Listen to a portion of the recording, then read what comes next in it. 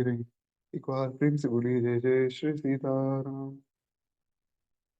तो कल की कथा में हम लोग सुन रहे थे कि किस प्रकार जब अयोध्या में न्यूज़ भेजा गया कि भगवान का विवाह हो रहा है, तो अयोध्या से सब लोगों को बुलाया गया।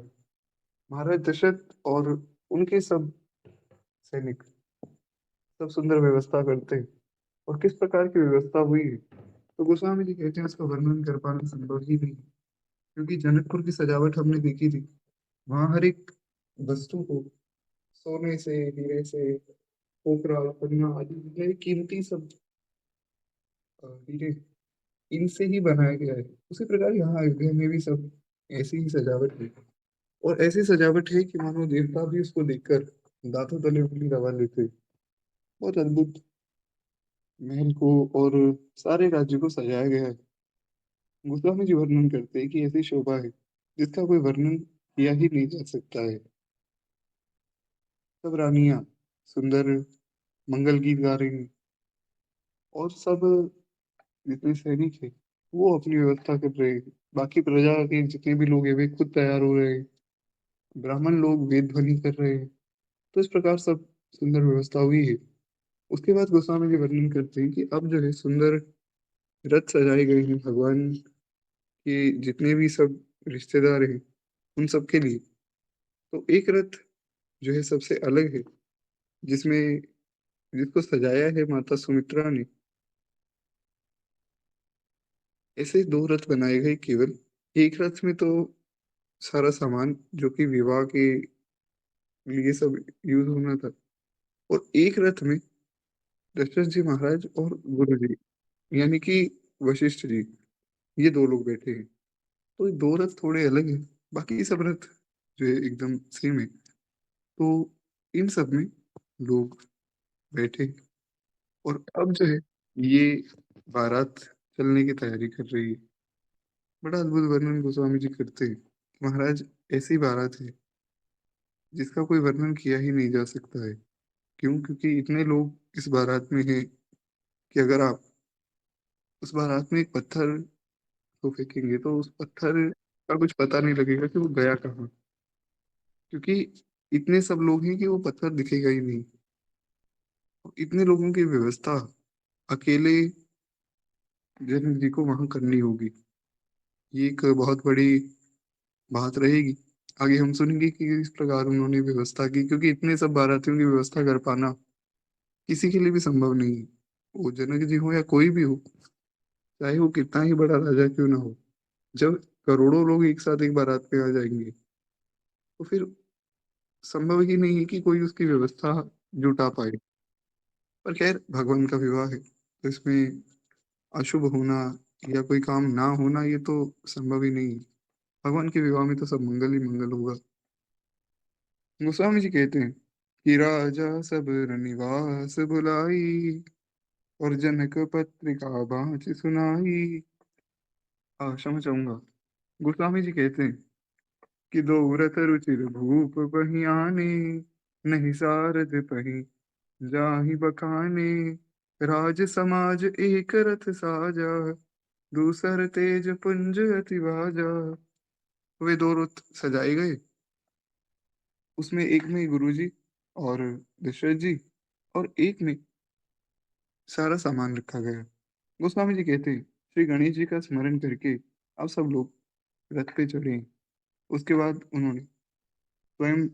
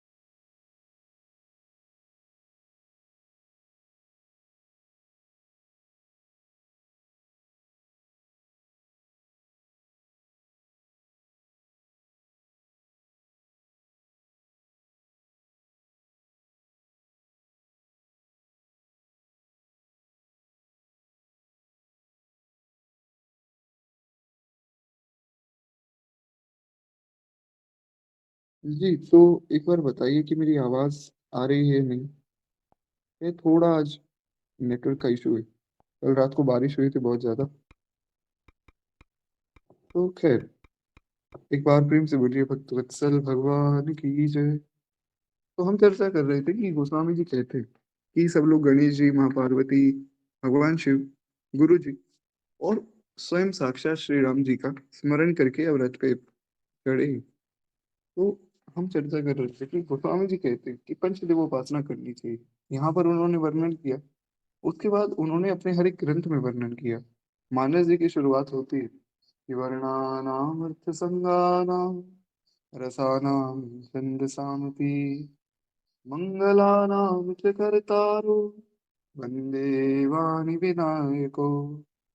सबसे पहले उन्होंने वर्णन किया मानस की शुरुआत में। सबको लगा था कि राम जी के भक्त हैं तो राम जी का नाम लेंगे, पर उन्होंने सबसे पहले वंदना की वर्णानाम अर्थ संगानाम रसानाम छंदसामपि मंगलानाम च कर्तारो वंदे वाणी विनायको।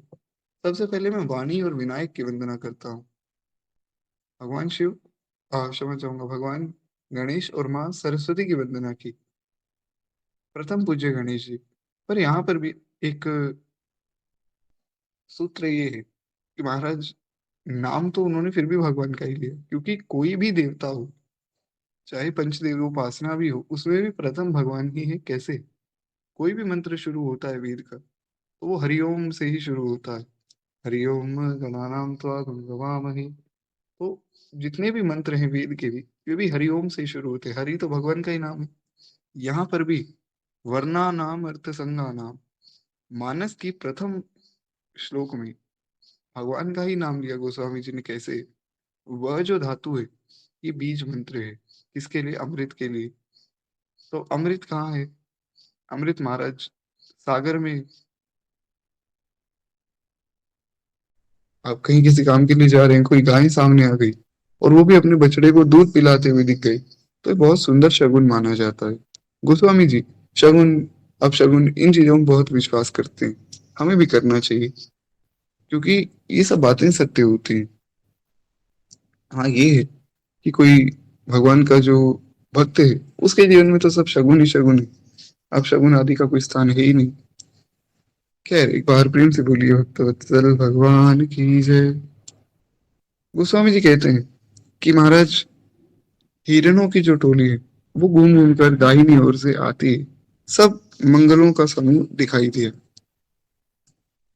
यहाँ पर गोस्वामी जी ये कहना चाहते हैं कि जितना भी कुछ ये हो रहा है, ये सब एक तरह से शगुन का प्रतीक है।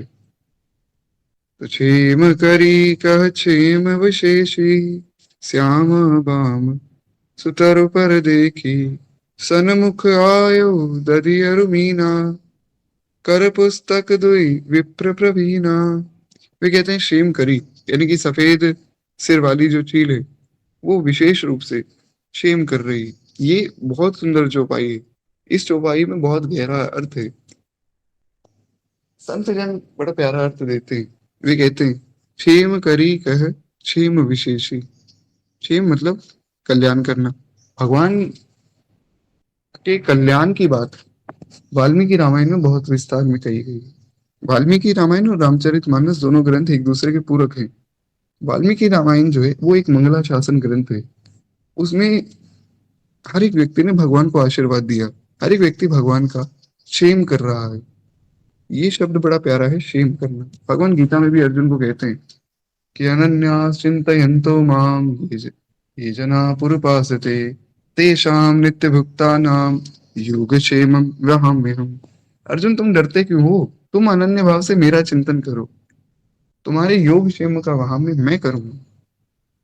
ये जो क्षेम शब्द है, ये दिखाता है व्यक्ति की करुणा को। भगवान सबका क्षेम करते हैं, भगवान सबका मंगल करना चाहते हैं। भगवान से भी ज्यादा मंगल करना चाहते हैं भगवान के प्राण प्यारे भक्त। संतों के हृदय में बहुत करुणा होती है। किशोरी जी के हृदय में भगवान से भी ज्यादा करुणा है, तो वे भी सबका क्षेम करते हैं। उसी प्रकार ये जो क्षेम करी है, या ऐसा कहा जाए कि क्षेम करी रूपी जो अयोध्या के लोग हैं, वो भगवान का क्षेम कर रहे हैं। अब ये थोड़ा सा ध्यान से समझना होगा। यहाँ पे गोस्वामी जी ने लिखा कि एक पक्षी है जिसका नाम है शेमकरी। वो भगवान के लिए और सबके लिए कल्याण की कामना कर रही है, क्योंकि जब वो बोलती है, जैसे कोयल जब गाती है सबको अच्छा लगता है, वैसे ही शेमकरी जो पक्षी है, वो जब बोलते है तो सबके कल्याण की कामना हो जाती है। पर यहाँ पर इसका जो विशेष अर्थ है, कुछ अर्थ होते हैं जो बहुत कम लोग जानते हैं, जो रहस्यमय अर्थ है, वो ये है, क्योंकवाल्मीकि जी ही गोस्वामी जी के रूप में आए। कुटिल जीवन निस्तार हित वाल्मीकि तुलसी भयो। अब वाल्मीकि जी ने पूरी वाल्मीकि रामायण में केवल भगवान को आशीर्वाद दिलवाया। हनुमान जी मिले, हनुमान जी ने आशीर्वाद दे दिया, जानकी जी ने आशीर्वाद दे दिया, लक्ष्मण जी ने आशीर्वाद दे दिया, गुरु जी ने आशीर्वाद दिया, माता पिता तो दे ही रहे हैं, जितने अन्य ब्राह्मण मिले उन्होंने आशीर्वाद दिया। कहाँ तक कहूँ महाराज, जटायु जी ने, शबरी जी ने, सबने भगवान को आशीर्वाद दिया। पूरी वाल्मीकि रामायण में केवल भगवान का मंगला शासन हो रहा है। क्यों? क्योंकि भगवान के पास सब कुछ है। हम भगवान को धन क्या देंगे? जो लक्ष्मीपति है उसको क्या धन देंगे? हम भगवान को भोग किस चीज का लगाएंगे? भगवान तो सर्व समर्थ है, कुछ भी पा सकते हैं। तो भक्तों ने सोचा कि हम भगवान को दें क्या, उनके पास सब कुछ पहले से ही है, तो हम आशीर्वाद दे देते हैं। ये भी बहुत बड़ी बात है कि एक भक्त भगवान को आशीर्वाद दे। खैर, तो यहाँ पर जो विशेष अर्थ है, गोस्वामी जी कहते हैं महाराज, जितने भी अयोध्या के लोग हैं वो भगवान का क्षेम कर रहे हैं, वो सब मन ही मन प्रार्थना कर रहे हैं कि हमारे राघव का मंगल हो, हमारे ठाकुर का मंगल हो, और वे सदैव खुश रहें। और जिनके साथ उनका विवाह हो रहा है उन जानकी जी का भी मंगल हो। खैर, एक बार प्रेम से बोलिए भक्त वत्सल भगवान की जय। कुछ बड़े प्यारे प्यारे भाव हैं। आगे गोस्वामी जी कहते हैं, सन्मुख आयु दधीर मीना कर पुस्तक दुई विप्र प्रवीणा। तो कहते हैं कि श्यामा बाई और सुंदर पेड़ पर दिखाई पड़ती है। अब ये जो शेमकरी पक्षी, ये सुंदर पेड़ पर दिखाई पड़ती है। दही, मछली और दो विद्वान ब्राह्मण हाथ में पुस्तक लिए सामने आए। यानी कि जब चल रहे थे रास्ते में नदी आई, मछलियां भी दिखी और दो विद्वान ब्राह्मण भी दिखे। सभी मंगल में, कल्याण में और मनोवांछित फल देने वाले शगुन हो रहे हैं। मानो ये सब भगवान के विवाह में एक साथ चल रहे हैं। अभी शगुन हो क्यों रहे हैं, इसका कारण भी जानना बहुत जरूरी है। क्योंकि भगवान के विवाह में कोई दुख दर्द पीड़ा तो जाएगी नहीं, अब शगुन का कोई स्थान नहीं है। तो सब शगुन जो है भगवान के विवाह में चल रहे हैं। अब जैसे मान लीजिए कोई व्यक्ति है जिसने बहुत ज्यादा इत्र लगाया है, परफ्यूम लगाया है, अब जब वो 10 लोगों के बीच में चलेगा तो 10 के 10 लोगों को उसकी सुगंध आएगी। उसी प्रकार जब मंगल, शगुन भगवान के विवाह में चल रहे हैं तो अपना प्रभाव तो दिखाएंगे ही। तो उनका प्रभाव दिखता जा रहा है। वे सब आज भगवान के विवाह में शामिल होने के लिए आए हैं, क्योंकि भगवान का केवल एकमात्र विवाह हुआ है और वो हुआ है राम रूप में। अन्य किसी रूप में, किसी भी अवतार में ऐसा विवाह नहीं हुआ। विवाह तो बहुत हुए, कृष्ण रूप में जब ठाकुर जी आए, उस रूप में तो महाराज 16,108 विवाह हो गए। परंतु कोई भी विवाह ऐसा नहीं हुआ जिसमें बड़ी शांति से सब लोग एक साथ मिले हों, खूब आनंद आया हो। रुक्मणी जी को लेने गए, रुक्मणी जी को भागा कर ले आए, उनके भाई बेचारे चिल्लाते रह गए। उसी प्रकार जो 16,100 स्त्रियों को नरकासुर से बचाया, अब उनको कहीं कोई ठोर नहीं मिली। ठाकुर तो ठाकुर है, उन्होंने कहा कोई बात नहीं, जिसको कोई स्वीकार नहीं करता उसको मैं स्वीकार कर लेता हूँ, तो आप मेरे साथ चलो। तो ऐसा कोई विवाह नहीं हुआ कि जिसमें, हाँ, ऐसा आनंद आए सब भक्तों को। जामवती जी को लेने गए, जामवंत जी से लड़ाई हो गई, अपने भक्त से लड़ाई करनी पड़ी। जामवंत जी को पता लगा ये तो भगवान है। जामवंत जी ने प्रणाम किया और अपनी पुत्री को सौंप दिया। तो खैर, विवाह तो केवल एक ठाकुर जी का श्री राम रूप में ही हुआ। आगे गोस्वामी जी वर्णन करते हैं कि मंगल सुगुन, सुगुन तब ताके, सगुन ब्रह्म सुंदर सुत जाके, राम सरिस बर दुल्हन सीता, समधि दशरथ जनक पुनीता। ये कहते हैं स्वयं सगुन ब्रह्म जिसका सुंदर पुत्र है, उसके लिए ये सब मंगल शगुन होना कोई बहुत बड़ी बात नहीं है। सबसे बड़ा शगुन तो यही है कि भगवान उनके पुत्र बन गए। तो इसीलिए भी कहते हैं कि एक तो सबसे बड़ी बात ये है, शगुन हो रहे हैं, इसका कारण ये। दूसरा कारण कि विवाह किसका है? स्वयं साक्षात ब्रह्म, भगवान का विवाह है। श्री रामचंद्र जी की सरीखा कोई दूल्हा हो और जानकी जी जैसी दुल्हन हो, वहां शगुन नहीं होंगे तो कहाँ होंगे महाराज? और उससे भी बड़ी बात, दशरथ जी और जनक जी जैसे भक्तों का एक साथ मिलना, इससे बड़ा शगुन क्या होगा? तो इसलिए शगुन होना कोई बहुत आश्चर्यजनक बात नहीं है, ये तो बहुत स्वाभाविक बात है कि जब ऐसे महाभागवत भक्त जब मिलते हैं तो शगुन होते ही हैं। वे कहते हैं कि ऐसा विवाह सुनकर मानो सभी शगुन नाच उठे। जैसे ही शगुन इन्होंने सब सुना कि भगवान का विवाह हो रहा है, तो वे प्रसन्न होकर नाचने लगे। अब ब्रह्मा जी ने हमको सच्चा कर दिया है, आज सच्चे मायने में हम प्रसन्न हुए। जैसे गोस्वामी जी ने लिखा कि जो सरस्वती जी हैं वो इधर उधर बहुत जगह जाती हैं। अब कुछ ऐसे भी लोग हैं जो भगवान के खिलाफ लिखते, लिखते तो सरस्वती जी की कृपा से ही। तो जब वे लिखते हैं, सरस्वती जी बहुत परेशान हो जाती हैं। तो उनको आकर शांति कहाँ मिलती है? यहाँ पर रामचरितमानस में। ये मैं नहीं कह रहा हूँ, गोस्वामी जी कहते हैं। वे कहते हैं कि यहाँ आकर सरस्वती जी विश्राम पाती हैं, क्योंकि यहाँ उन्हें भगवान की कथा का विस्तार करने का अवसर मिलता है। इसीलिए उन्होंने सबसे पहले सरस्वती जी का ही स्मरण किया है। वर्णानाम अर्थसंगानाम रसानाम छंदसामपि मंगलानाम च कर्तारो वंदे वाणी विनायको। सबसे पहले वंदे वाणी विनायको। तो खैर, वे कहते हैं कि उसी प्रकार आज शगुन भी बहुत प्रसन्न हो गए। जितने भी शगुन थे वे भी सब नाचने लगे कि आज ब्रह्मा जी ने हमको सच्चा कर दिया है। इस तरह बारात ने जो प्रस्थान किया, घोड़े हाथी सब गरज रहे हैं, नगाड़ों पर चोट लग रही, यानी कि खूब सुंदर ढोल नगाड़े बज रहे हैं, घोड़े हाथी सब प्रसन्न होकर चल रहे हैं। सूर्य वंश के पताका स्वरूप दशरथ जी को आते हुए जानकर जनक जी ने नदियों पर पुल बंधवा दिए। अब क्या है, जनक जी ने सब तैयारियां करवा दी कि सब लोग आएंगे, तो नदियों पर पार करने में कोई दिक्कत ना हो इसलिए पुल बनवा दिए, और रास्ते में जहां जहां रुकने का स्थान था वहां वहां पे घर बनवा दिए, ताकि सब लोग वहां आराम से रुक के थोड़ा विश्राम कर सके। क्या है, बहुत लंबा सफर है, कोई ट्रेन प्लेन तो है नहीं इस पे चढ़ के पहुंच जाए 2-3 घंटे में। तो पैदल पैदल सबको आना है, थोड़ा विश्राम भी कर सकते हैं। उन घरों में सुंदर भोजन की व्यवस्था भी करवाई, क्योंकि अभी तक जो है लोग केवल सत्तू खा रहे हैं। अब वहां से जब चले अयोध्या में इतनी जल्दी में चले कि खाना पीना तो कुछ लेकर आए नहीं। अब खाना पीना लाए नहीं तो खाएं क्या? तो थोड़ा थोड़ा सत्तू सब लोग खा रहे। पर जैसे ही उन घरों में पहुंचे जो जनक जी ने बनवाए थे, वहां पर भोजन की व्यवस्था पहले से थी, तो वो पाकर सब लोग बड़े प्रसन्न हो गए। बाकी खैर इस लीला को हम विस्तार में सुनेंगे कल, जो पूज्य श्री मामा जी का पद है उसमें हम विस्तार में सुनेंगे। आगे वर्णन करते हुए गोस्वामी जी कहते हैं कि असन शयन बर बसन सुहाए, और पावहि सब निज निज मन भाए। नित नूतन सुख लगे कुलाने, और सकल बारातिन मंदिर भूले।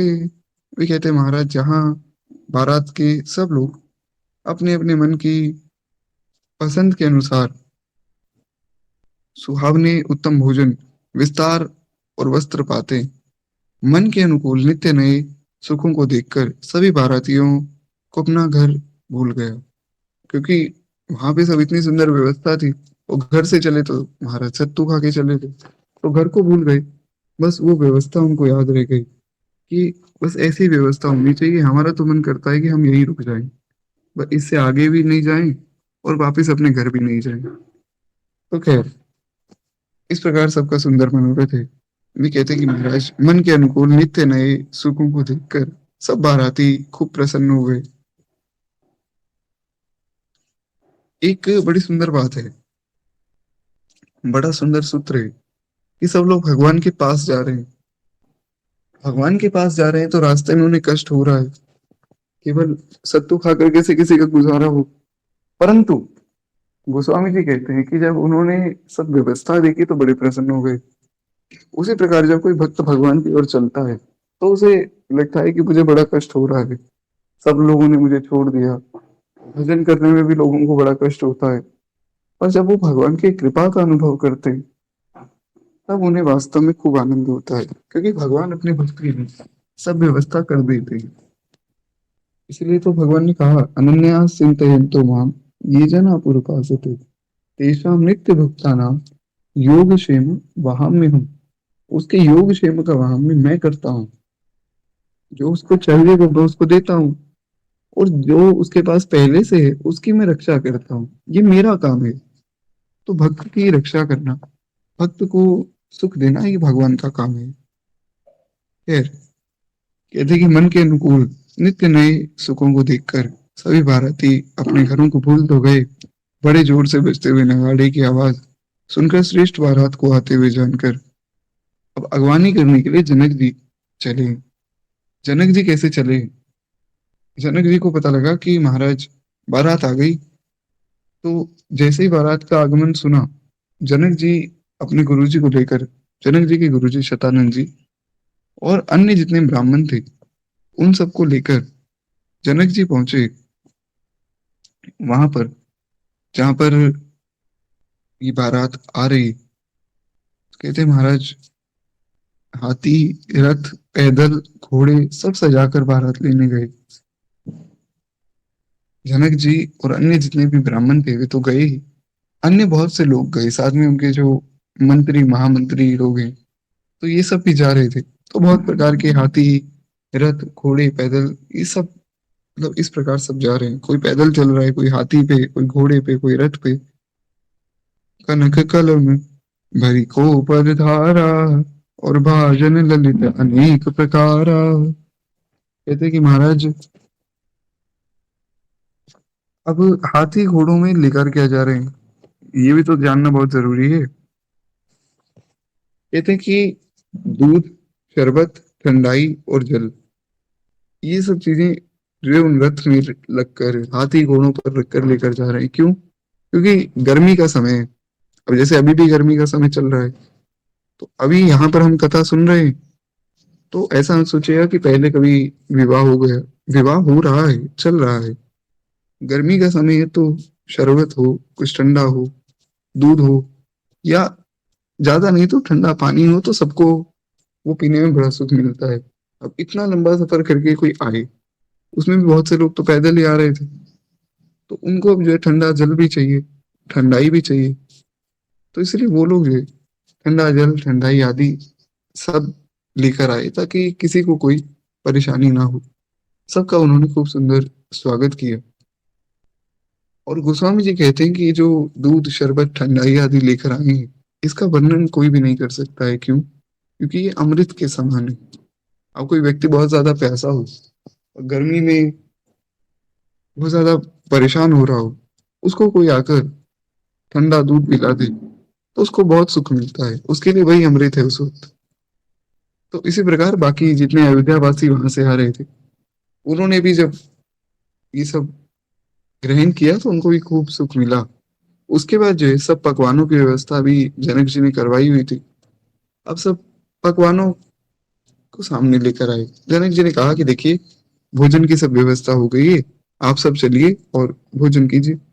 परात, थाल आदि जब अनेक प्रकार की सुंदर चीजें सामने रखी गई तो वे उसी में खुश हो गए कि चलो, इतने दिन से बड़े परेशान हो रहे थे, आज जाकर कुछ अच्छा भोजन खाने को मिलेगा। खैर, अब आगे किस प्रकार जो है सबने भोजन किया, ये बड़ी प्यारी लीला है, ये हम कल की कथा में सुनेंगे।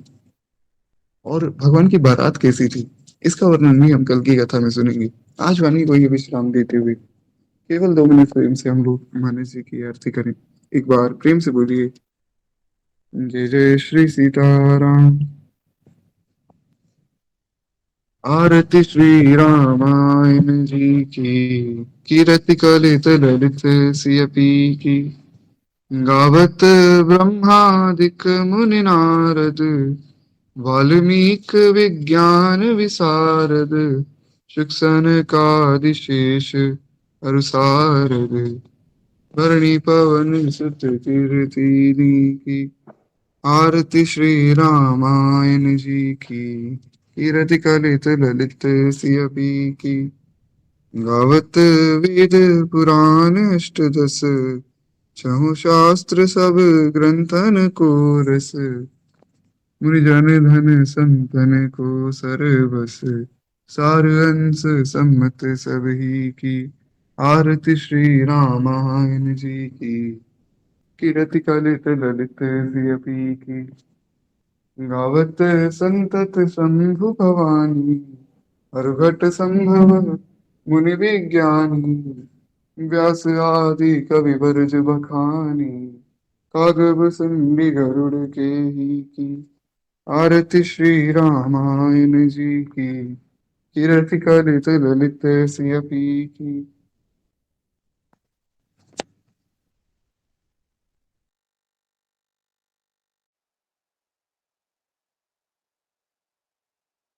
पार जुगति की। नलन रोग भव मूरि अमी की। तात मात सब विधि तुलसी की।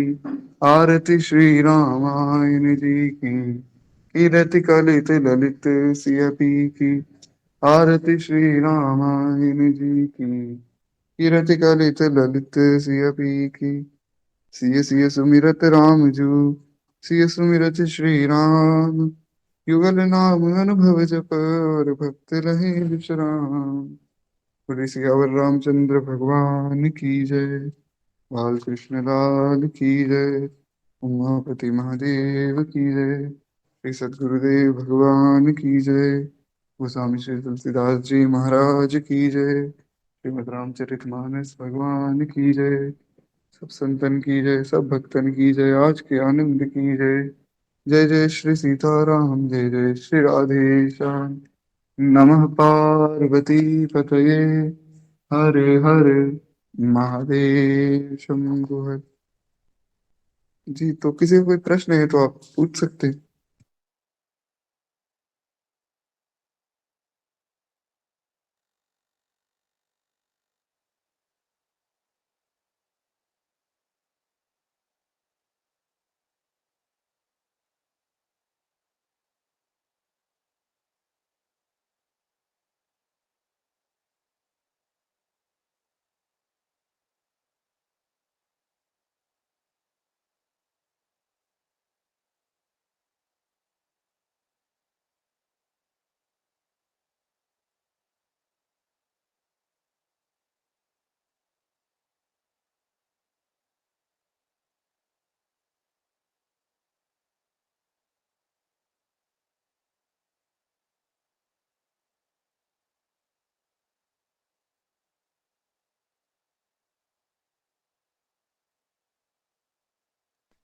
राधे राधे प्रभु जी, राधे राधे। जय जय श्री सीताराम, जय जय श्री राधे श्याम। आज तो छुट्टी है प्रभु जी, स्कूल नहीं जाना। मैं निशा माता जी को फोन लगा रही थी बार बार, वो उठा नहीं रहे हैं, पता नहीं कहाँ गए हो गए, इसलिए थोड़ा सा लेट हो गया। अब वो नहीं उठा रहे हैं प्रभु जी, मैं गा लेती हूँ भजन।